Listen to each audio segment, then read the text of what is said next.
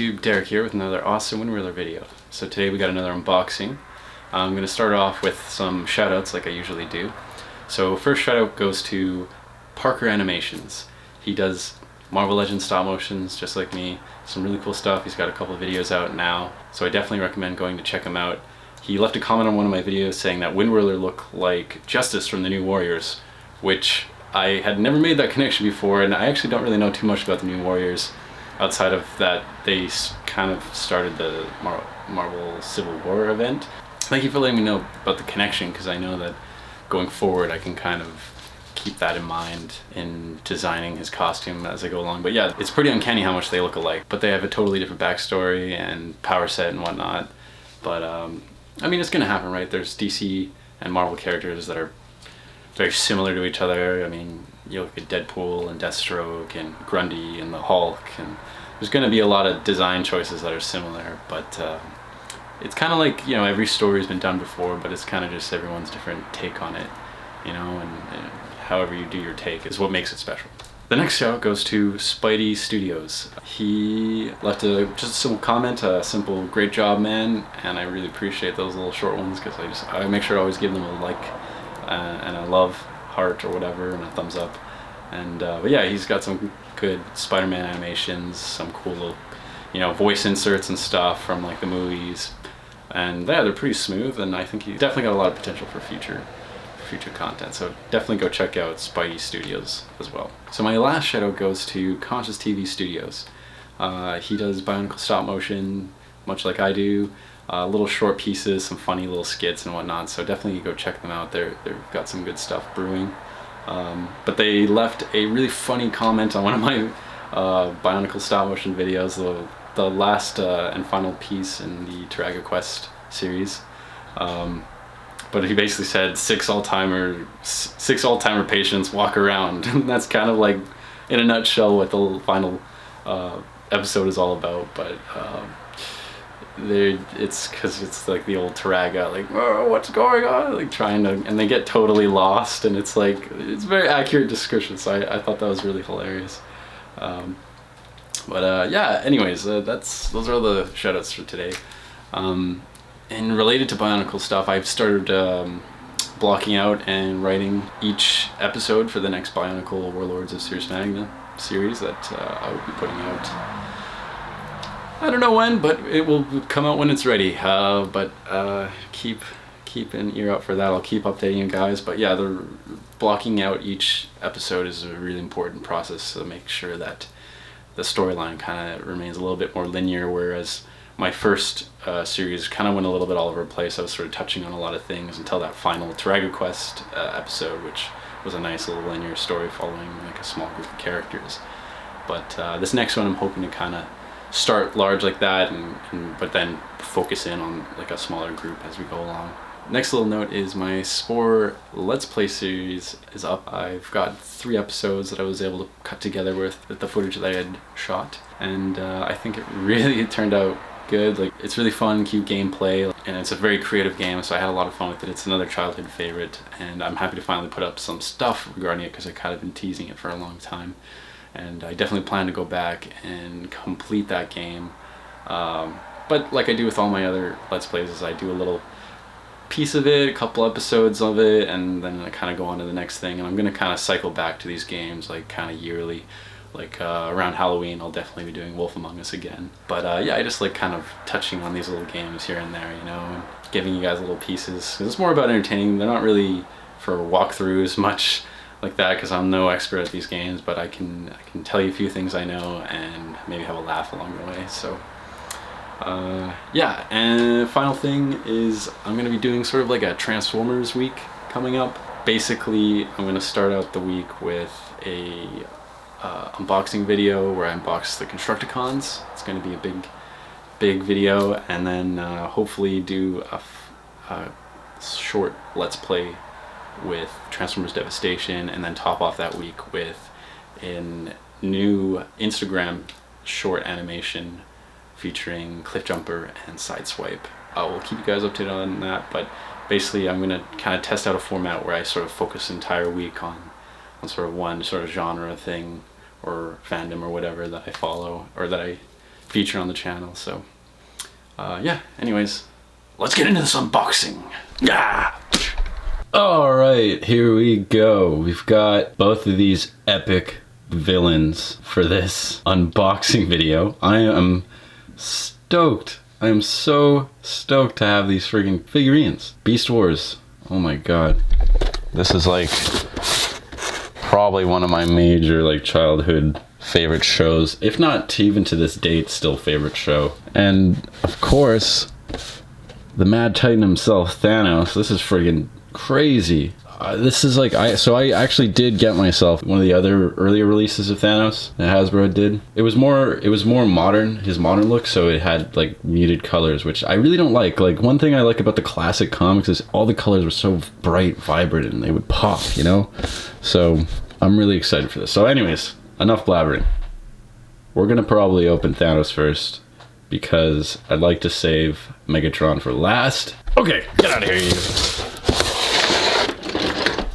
Cool. Let's get the handy-dandy keys out, I guess. We lost my original cutting tool. This is my magic skeletal key, which can open pretty much anything. Sick box art, by the way, Hasbro. The Mad Titan Thanos seizes control over the Hollow Infinity Gauntlets and wields near omnipotent power. Who can stop this vicious new overlord? Probably the Avengers. We all know that. After that one. Oh man. Okay, I didn't even notice this, but I know this figure is absolutely dope. Check this out, man. What an amazing backdrop. Oh, it's his chair. I absolutely love using these in my displays, you know, like these are such great little pieces that they give you. I hope Hasbro keeps doing this. So let's get this Mad Titan out of this package.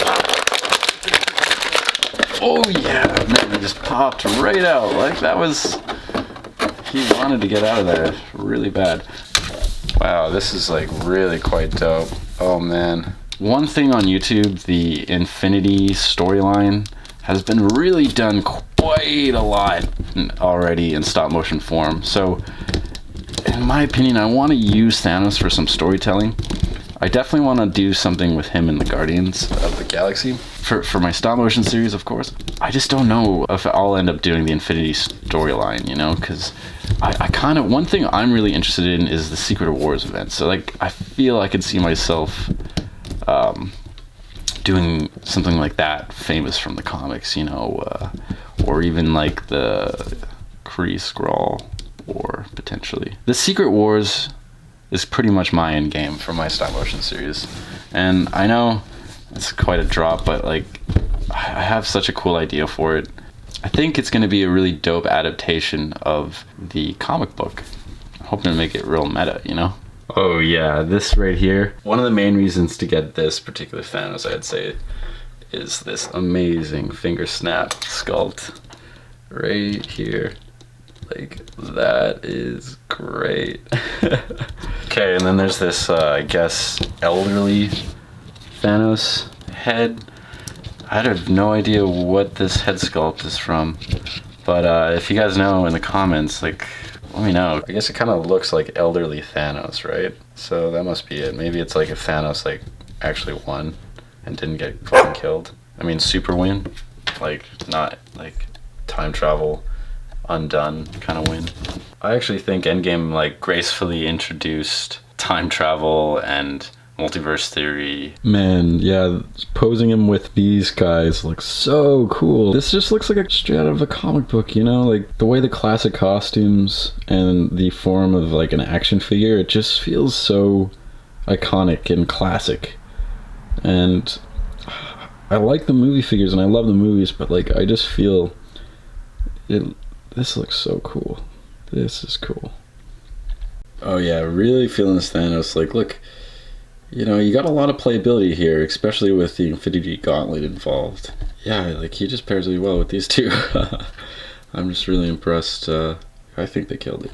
But let me know what you guys think. Oh man, I really just had to recreate this shot from the movie. I hope I got everyone in the right position, but this is exactly what I wanted to create. I gotta somehow make this scene happen in the stop motion. I don't know how or when, but I'm gonna do it. Oh yeah, Captain Marvel, Thanos, looking dope, facing off. Been kind of learning more about this original Captain Marvel recently because I read the Kree Scroll of War, and it's got a lot to do with him. He's an interesting character, but it's one of those ones they haven't really brought back from the dead, I think. But I haven't read the death of him, but I might read it because I'm kind of interested in him and how his journey and like what eventually like Carol Danvers' journey would be to become Captain Marvel in the comics as well, you know? Yes, all in all, I would say this is a pretty dope addition to my collection. I'm very much excited to see where I can take some stories, you know, like Thanos, he's a big bad, you know, like he's really integral, especially these days. But I just want to use him right, you know. I want to use him in a way that hasn't been seen yet in stop motion, so I'm gonna be thinking about that for a while. But if you guys have any ideas, yeah, let me know in the comments. As always, I just want to create a discussion, you know, like I love talking about this kind of stuff, and just want to, you know, talk with people who are into this collection stuff, you know. I am inevitable. Okay, so we are going to open up Beast Wars Megatron. Oh my god. I mean Transformers Kingdom Megatron, but this is literally Beast Wars, the definitive Beast Wars Megatron for me at least. I know there's the Masterpiece out, but nah, this is perfectly in my price range and looks like he's going to be really fun to do stop motion animation with, especially in dinosaur mode. But yeah, they really killing it with these box arts. I heard that they're giving us less plastic now, so that try and reduce the amount of plastic they use in their boxes, which I think is commendable. I like that. I like recycling. Cool, but yeah, it does like hide a little bit, but that's okay. It's almost like a little bit of a tease, you know. Like this is cool packaging.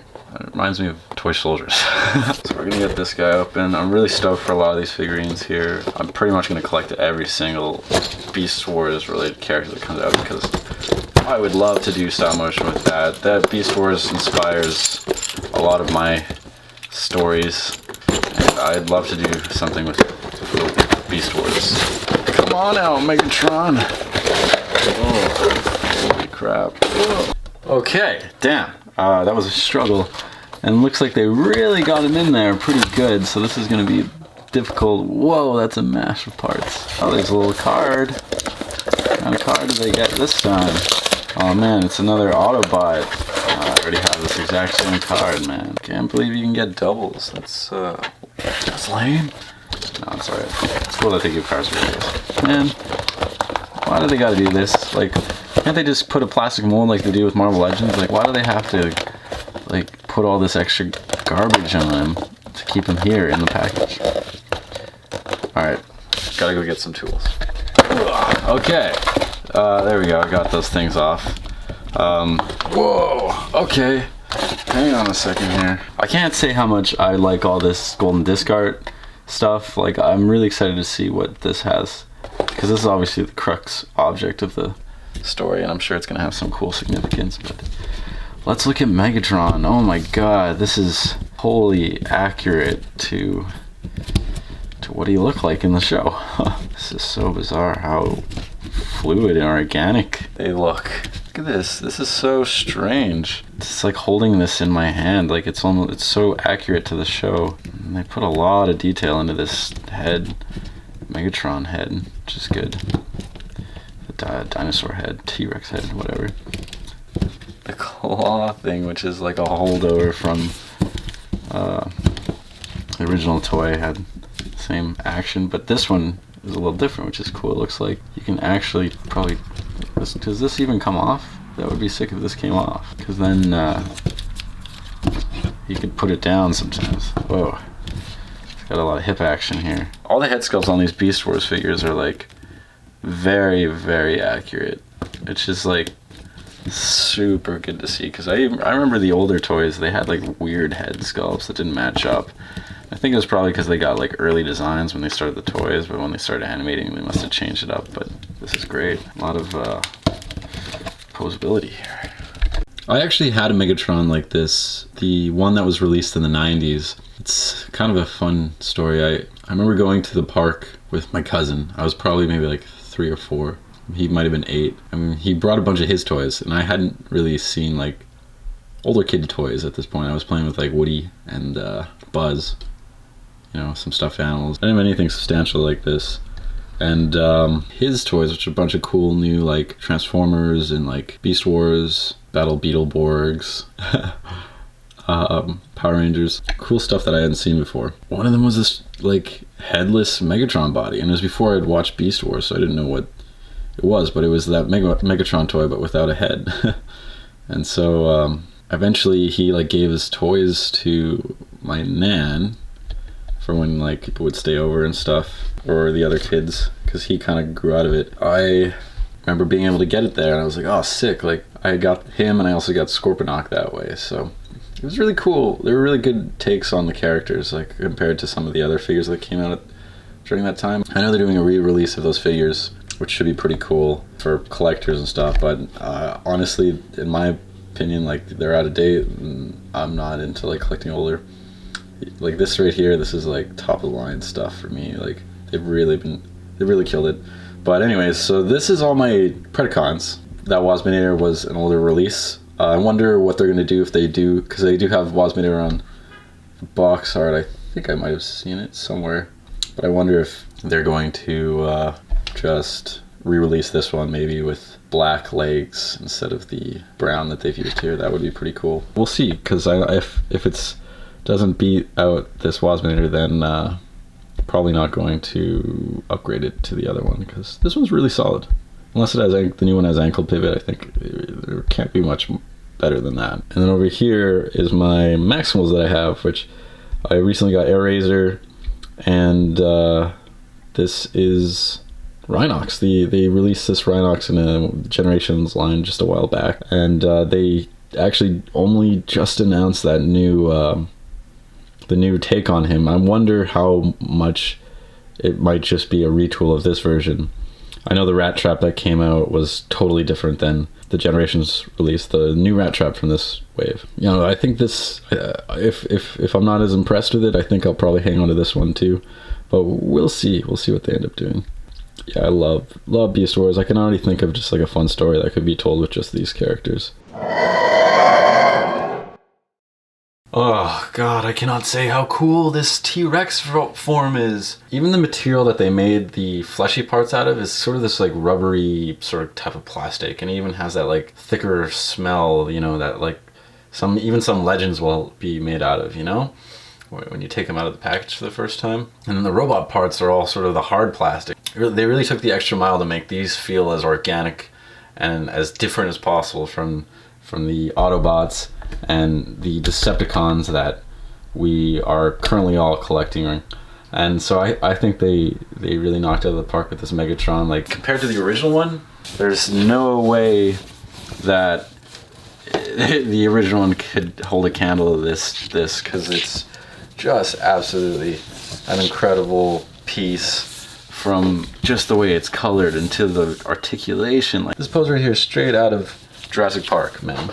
Like, the fact that I can do this is just says so much about how they construct these, and like the amount of engineering it takes, and just like creativity, seriously, like to be able to, you know, do those animated characters way back when, and then to find ways to get them to actually transform the way they do in the show. Like, I can't imagine how they would be able to pull this off, but they did, and it's here, and I'm able to hold it and move it, and I'm just like thoroughly impressed by their handiwork. Yes. Yes. Man, just having Megatron next to Wasminator like this is just so cool. It's like there's a scene that just like I think they had in the opening credits to Beast Wars, and it was just like Megatron and Wasminator like coming out of the CR pools or whatever. CR, is that right? The healing pools that they had. I think Maxwell's had like a chamber that they called CR chamber or something. But whatever the Predacon equivalent of that was that they were using. But very rad. I really like Black Arachnia. I think she's one of the more complex characters of the show. Any character that switches sides is always going to have moral gray area, you know? And I really loved her romance with Silverbolt. But yeah, I think they did a sick job on her too. Like, she's very show accurate. How they can turn her into like this, you know, giant Black Widow spider with the big butt. Like, I'm just wholly impressed by what they do. And Airazor too. Like, I think Airazor was a great character in the show. Like, I thought she was just cool, you know? Like, she was just like a cool chick, and like she was like one of the only other flyers on the Maximal team, and for quite a while. And she also had a nice romance with Tigertron, which was really sweet. And it was weird how they kind of like combined into like a one being at the end. I guess combining isn't like a totally wholly new concept in Transformers, but it was just odd how they like were fused together, and it didn't seem like they could like, you know, like unfuse or whatever. Kind of just like, you know, Constructicons can come apart, right? But they were donezo. But yeah, this figurine, great take at it. I love how the guns can be like hip holstered. Like, it's really, really badass and heroic looking, but still with a femininity, and that's pretty much exactly what you'd want to see in an Airazor. I love how Wasbadator is just like left on the planet and becomes like ruler of the 8 people, the early man, and then they just fucking throw him off the planet after like a couple weeks. That little fake out too in Beast Machines where you thought Thrust was Silverbolt, but it turned out to be Jet, whatever, the Jet guy instead. There's an interesting mystery, to be honest. Spoiler alert. It was a nice throw off, but it's just funny that Wasmator is truly like the most like loyal of Megatron's followers, but he's also like one of the most incompetent, unfortunately. But I mean, that just goes to show like he's following Megatron, you know, and he's like wholly evil and pretty much almost like assimilates the whole planet of Cybertron in that series. But here he's just a simple thug. I mean, he does always have aspiration of total ruling and dominance. But anyways, this Generations Wasbanator does look pretty sick though with these Kingdom figures. Hey everyone, thanks for watching another awesome windwirler video. Hope you guys like the unboxing. Tell me what you guys think about those figures. I'm really excited about them. And I hope you guys like those little animations that I've sort of started to slip into these. I think it's a great idea. My friend Tanner was the one that kind of gave me the idea. But now I'll kind of put in these little short animated pieces, kind of make these unboxings a little bit more interesting, as well as helping me train myself on like just short, quick movement animations and stuff. So I think it's going to be a great idea. And yeah, I expect a lot more tiny little short animated sequences in these unboxings from now on. So yeah, check out those people that I shouted out at the beginning of the video. They're all really cool upcoming channels, so make sure to give them some support. And comment, let me know what you guys think of these figures, and like the video if you like the video, and subscribe if you love this.